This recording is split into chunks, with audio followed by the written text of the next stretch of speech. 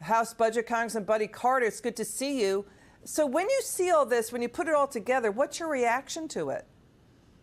Well, obviously, we got a humanitarian crisis at the border. I mean, this is really challenging our family security. I mean, here in the state of Georgia, Lake and Riley.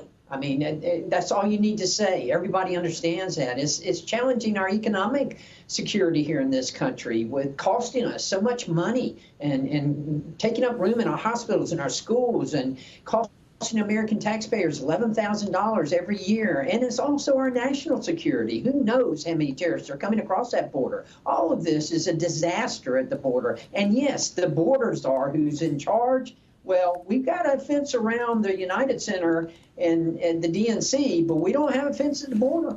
You know, I want to just go through the numbers, because this is really, as you point out, a humanitarian crisis. The border is a crime scene, and it's humanitarian explosive problems there. 2019, 2023. This is from Homeland Security Inspector General. This is this period spanning both the Trump and Biden-Harris White House. Okay, so nearly 450,000 migrant children went from ICE custody to HHS. 291,000 crossed the border illegally. They seem to be missing and unaccounted for. They lost track of at least 32,000 of them because they didn't show up for their court dates. So how are we supposed to be okay with all of this?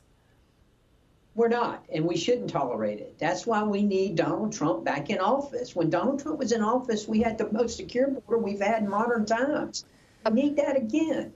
This is a disaster that has been caused by the Biden-Harris administration. And look, Kamala Harris cannot wash her hands of this. She is responsible. She was the border czar. I mean, you know, the leading cause of death now for 18, 40 years old is fentanyl. Fentanyl that's coming across that border, infesting all of our communities and causing a drug poisoning. It's fentanyl poisoning. They're poisoning our citizens. We can't tolerate this anymore. Congressman Carter, a pleasure to see you. Thank you so much for joining us and being with us tonight. Thank you.